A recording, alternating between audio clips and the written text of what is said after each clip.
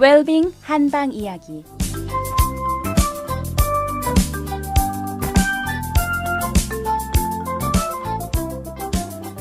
안녕하세요. 달빛 아니온 원장 김동영입니다. 폐가 호흡을 주관하고요.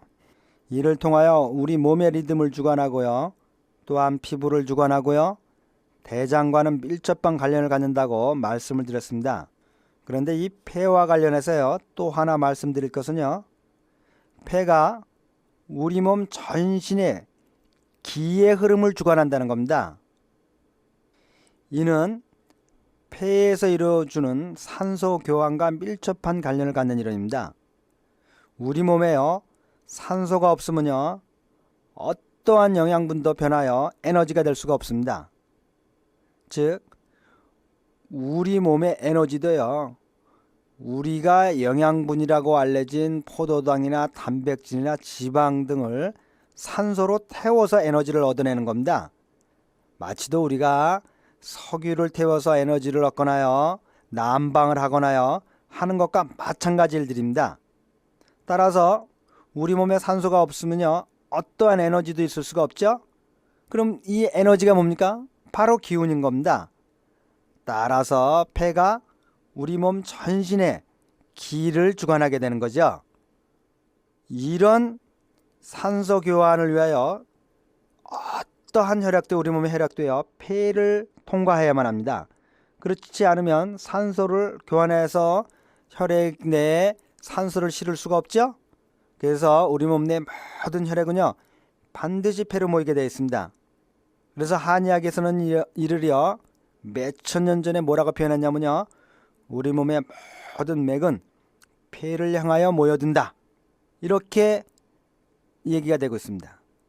그래서요, 재밌는 건요, 한의원에 가보시면요, 우리가 손목에다 그 손을 올려놓고 맥을 잡죠.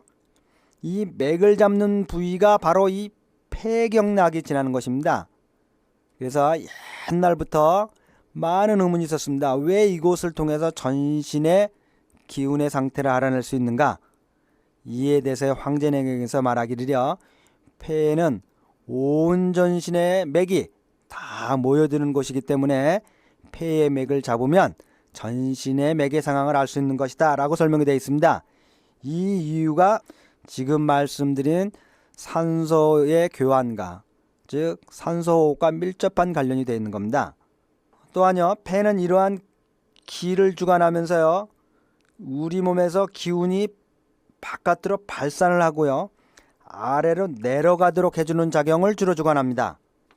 이도 또한 폐의 호흡을 통해서 이루어지는 건데요, 폐의 호흡은 앞에서 말씀드린 것처럼 코를 통한 기관지 호흡과요, 피부를 통한 피부 호흡으로 나눠볼 수가 있죠.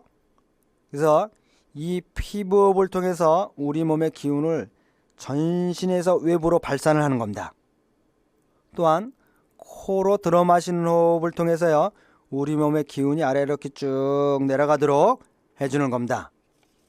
이러한 폐의 기를 발산시키고 아래로 내려주는 작용에 이상이 생기면요, 여러 가지 병이 생길 수가 있습니다. 또한요, 폐는 그 기운이 코로 나오게 되어 있다고 한의학엔 되어 있습니다. 물론 호흡이 코를 통하여 이루어지고 이 호흡을 주관하는 장부가 폐이므로 당연히 폐와 코는 밀접한 관련을 갖겠죠. 따라서 폐에 이상이 생기면 당연히 코에 그 이상이 나타납니다. 또한 코에 이상이 있어도 당연히 거꾸로 폐에 영향을 끼치겠죠. 이러한 일련의 사실들을요, 서양의학으로는 이해를 할 수가 없는 것이죠. 따라서 이해가 되지 않는 것을 치료를 할 수는 없는 것이죠. 지금 말씀드린 것과 같은 폐에 이러한 특성의 이상이 생겨서 발생하는 많은 병들이 있을 수 있습니다. 그러나 서양의학에서는요, 이러한 관점에서 폐를 이해하거나 살펴볼 수가 없기 때문에요, 즉 이론이 있을 수 없으니까요, 치료도 불가능해지는 거죠. 예를 들면요, 우리가 적잖이 볼 수 있는 경우가요, 어린아이가 이유도 없이 코피가 잘 터지는 경우입니다. 물론 전신에 특별한 질병이 없는 것을 전제로 하게 되겠죠.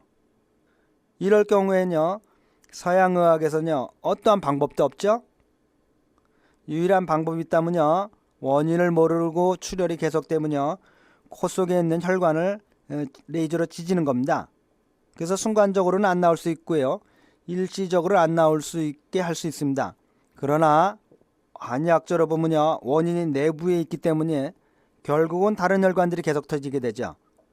그럼 계속 혈관을 찢게 되는데요, 그럼 나중에 코는 어떻게 견뎌내겠습니까? 어떻게 제대로 기능을 할 수 있겠습니까? 이에 대해서 한의학에서는요, 청취자 여러분들에게 설명해 드린 것과 같은 지금까지 이론을 통해서 다 이해하고 치료가 가능한 겁니다. 예를 들면요, 코앞에는 밀접한 관련이 있죠. 또한 한의학에서요, 출혈이 일어나는 건요, 많은 경우와 대부분의 경우가 피가 뜨거워서 그런 것으로 봅니다. 피가요, 일정한 체온 이상으로 뜨거워지면요, 이 활동이 아주 활발해지고요, 그렇게 활동이 활발해지니까 혈관 안으로 흐르지 못하고요, 막 뛰쳐나오게 되는 겁니다. 이것이 한의학적으로 대부분의 경우에 출혈이 일어나는 그 기본 기제입니다. 그 출혈이 코에서 나든 피부에서 나든 눈에서 나든 어디에서 나든요, 혈관 밖으로 나오는 출혈은 외부적인 상처가 아닌 경우를 제외하고요, 많은 경우가 이 피의 열로 인한 것이라고 합니다. 그럼 코피가 터지는 건 뭡니까? 코피에 있는 열이겠죠. 코에 있는 피 속의 열이고요. 이 열이 어디에서 주로 옵니까? 코의 기운은 폐의 기운의 표현이라고 했죠. 그래서 폐가 열에 쌓여 있으면요, 그 아이가 쉽게 코피가 터지게 되는 겁니다. 따라서 한의학에서는 이론적인 조명이 가능하죠. 이론적인 조명이 가능하므로 그에 따라서 치료도 가능해지는 겁니다. 이와 같이 주위에서 이유를 모르는 자주 터지는 코피에 대해서는요, 그 가까운 한의원을 찾아서 빨리 치료받기를 권합니다. 그러면 대부분의 경우에요, 그 치료 효과가 좋고요, 그 결과도 상당히 좋습니다. 이처럼 한의학에서의 폐는 상당히 많은 여러 가지 작용을 합니다. 그러면요, 다음 시간에는요, 왜 우리가 감기가 걸리면 콧물이 나오고 기침을 하게 되는지 살펴보도록 하겠습니다. 내일 다시 뵙겠습니다.